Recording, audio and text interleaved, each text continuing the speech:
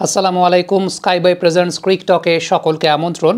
ম্যাচটা কি West Indies জিততে পারতো কিনা, জেতার জন্য খেলতে পারতো কিনা, শেষ পর্যন্ত ড্র হয়েছে। তবে এই কোয়েশ্চেনটা কিন্তু ঘুরছে সব জায়গাতেই যে ওয়েস্ট ইন্ডিজের জেতার জন্য চান্স নেওয়া উচিত ছিল কিনা। তারা কিন্তু একটা স্টেজে জেতার জন্যই চান্স নিচ্ছিলেন। তবে তিনটে ইনসিডেন্টের কথা বলবো। কেমার রোচ যে সময়টা 30-এ ব্যাটিং করছিলেন তখন তিনি একটা ন্যারো স্কেপ অর্থাৎ একটা লাইফ পেয়েছেন। 35-এর সময় আরেকটা লাইফ পেয়েছেন, 47-এর সময় আরেকটা লাইফ পেয়েছেন। খুব কম সময়ের মধ্যে মানে 17 রানের মধ্যে তিনটা লাইফ পাওয়ার পর কেমার রোচের এরপরের ব্যাটিং পরিসংখ্যানটা হচ্ছে সর্বশেষ 105 বল থেকে সম্ভবত তিনি 4 রান নিয়েছেন, না 104 বল থেকে তিনি 5 রান নিয়েছেন, আমি সেটা নোট করছিলাম।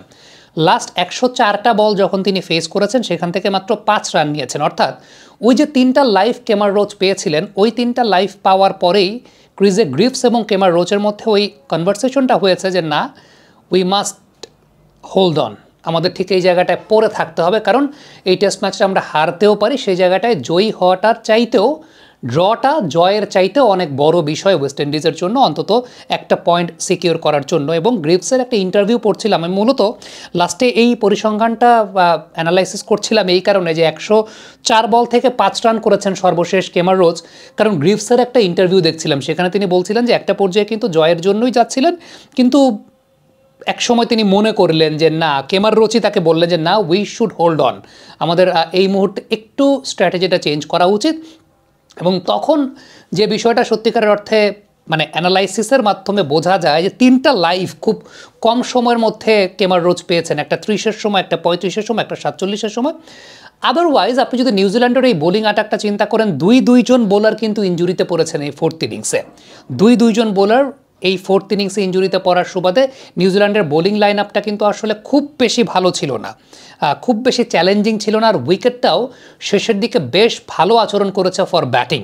সচরাচর এরকম দেখা যায় না যে শেষের সেশন কিংবা শেষের দিন বা চতুর্থ ইনিংসে উইকেটটা ব্যাটিংয়ের জন্য এত ভালো আচরণ করবে, সেটা কিন্তু বেশ ভালো আচরণ করেছে। বেশ কয়েকটা ঐতিহাসিক পরিসংখ্যান ঘটেছে, আমি যদি একটু বলতে চাই তাহলে গ্রিফস হচ্ছেন নিউজিল্যান্ডের মাটিতে প্রথম ভিজিটিং ব্যাটার যিনি চতুর্থ ইনিংসে ডাবল সেঞ্চুরি করেছেন।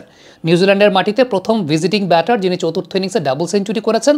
আরেকটা ওয়ার্ল্ড রেকর্ড বলি, সেটা হচ্ছে চতুর্থ ইনিংসে ষষ্ঠ উইকেটের পরে নামা কোনো ব্যাটারের এটাই প্রথম ডাবল সেঞ্চুরি। এবং সেই জায়গাটাতে জাস্টিন গ্রিফস তিনি কিন্তু সর্বোচ্চ রান একটা ইন্ডিভিজুয়াল ইনিংসে তার রয়েছে, এবং চতুর্থ ইনিংসে সপ্তম ব্যাটার টেস্ট ম্যাচ ক্রিকেটের ইতিহাসে যিনি ডাবল সেঞ্চুরি করার গৌরব অর্জন করেছেন।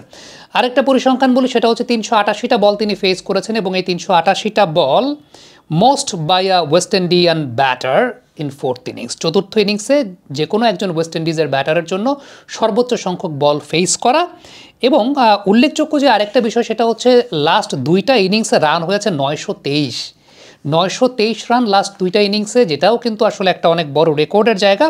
এবং 163 ওভার ফেস করেছে চতুর্থ ইনিংসে ওয়েস্ট ইন্ডিজ, যেটা 1930 সালের পর ওয়েস্ট ইন্ডিজের second most ওভার্স faced in the fourth innings. অর্থাৎ চতুর্থ ইনিংসে 1930 সালের পর এটাই সর্বাধিক সংখ্যক বল মানে ওভার তারা ফেস করেছে। সো সব কিছু মিলিয়ে একটা তো অ্যাডভান্টেজ তো অবশ্যই ছিল, সেটা হচ্ছে নিউজিল্যান্ডের দুইজন ফ্রন্টলাইনার বোলার ছিলেন না, দুজন ফ্রন্টলাইনার পেস বোলার তারা ইঞ্জুরির কারণে চতুর্থ ইনিংসে ওইরকম সার্ভিসটা দিতে পারেন নাই।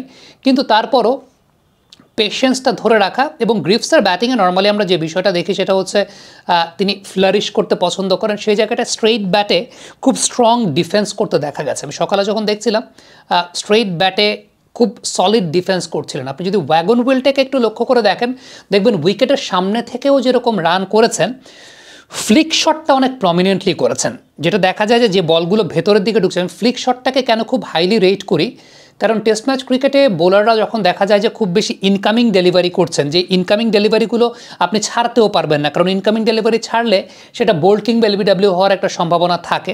বাইরের বল আপনি ছাড়তে পারেন, আউটগোয়িং বল ছাড়তে পারেন, কিন্তু ইনকামিং বল ছাড়ার তো আসলে কোনো অপশন নাই। ইনকামিং বলের এগেনস্টে আমরা ছোটোবেলায় কমেন্টে শুনতাম না, কবজির মোচড়ে ঘুরিয়ে একটা রান, ওই কবজির মোচড়ে ঘুরিয়ে মিড উইকেট অঞ্চল থেকে কিন্তু গ্রিফস প্রচুর সংখ্যক রান সংগ্রহ করেছেন। এবং they were about to take chances এবং they were taking chances, but আমার কাছে যেটা ব্যক্তিগতভাবে মনে হয়েছে যে after 3 incidents when Kemar Roach got narrow escapes, then they decided to just change the game plan এবং সেটাই তারা করেছে। আমার কাছে মনে হয় যে what ever the bowling set up is, মানে নিউজিল্যান্ডের বোলিং সেট আপে দুজন বোলার থাকুক বা না থাকুক, they had a precise game plan এবং তারা সেই গেম প্ল্যান অনুযায়ী খেলেছে। সব কিছু মিলিয়ে টেস্ট ম্যাচ ক্রিকেট যে দিন শেষে একটা ক্লাসিক ফরম্যাট, এবং টেস্ট ম্যাচ ক্রিকেটটা যে আপনাকে ক্রিকেটকে ভালোবাসতে বাধ্য করাবে, ক্রিকেটকে ভালোবাসাবে। যতই টি-20 ক্রিকেট আসুক, আমার কাছে মনে হয় যে টি-20 ক্রিকেটের নাটকীয়তা, থ্রিল, অনেক কিছু নিয়ে কথা হয়, কিন্তু টেস্ট ম্যাচ ক্রিকেটের থ্রিল এটাকে আসলে কেউ কোনোভাবে মানে আমার কাছে মনে হয় না যে ওভারলুক করতে পারবে, বা টেস্ট ম্যাচ ক্রিকেটের থ্রিলকে কেউ ওভারশ্যাডো করতে পারবে, সেটা কখনোই সম্ভব না। একদিক দিয়ে অ্যাশেজ চলছে, যেখানে আমরা দেখলাম যে কোনো প্রকার সেঞ্চুরি করা ছাড়া একটা টিম 511 রান করেছে। সো সব কিছু মিলিয়ে আমার কাছে মনে হয় যে টেস্ট ম্যাচ ক্রিকেটটা, যারা প্রকৃতপক্ষে ক্রিকেটটাকে পছন্দ করেন, টেস্ট ম্যাচ ক্রিকেটের এই মজাগুলো বা এরকম কোয়ালিটি ক্রিকেট যখন টেস্ট ম্যাচ ক্রিকেটে হয়, সেটা দেখতেও আসলে খুব বেশি ভালো লাগে।